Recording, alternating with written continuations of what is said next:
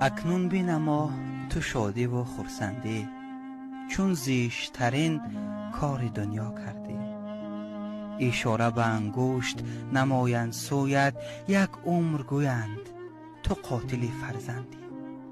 اصلا تو نمی گفتی یک پند مرا، خاموش بودم میزدی هر چند مرا. با مهر و نوازشت به سویم بار، تو ای پدرم نکردی لبخند اصلا. دام ماندی چو دشمن برایم آته، چون بره تو بستی دست و پایم آته. کردم زاری و التجا هم نرسید، بر گوش کرد آه و نوایم آته.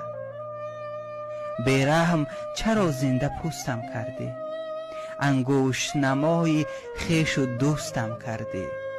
تا که نشوند آگه از کرده ای تو، بردی و به آشخانه رستم کردی.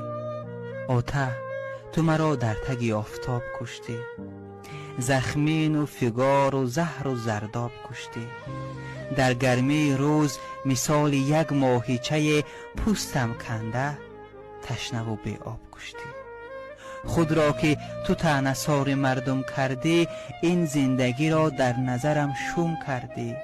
با یک دو خطای کوچکم ای پدرم، من را ز حیات خویش محروم کردی.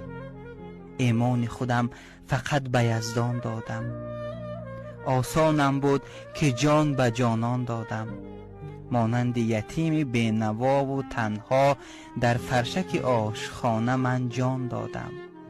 اکنون که دیگر خاک مرا می بوید، یک عمر دیگر تو از منی می گوید. از مرقد من هر بهار زیبا، تنها سبزه به جای من می روید. افسوس نرسید بر تو زورم آته، کردی ز حیات خود دورم آته. تو بهر دعا و دیدنم تا هستی، هرگز نبیا بر سر گورم آته. هرگز نبیا بر سر گورم آته.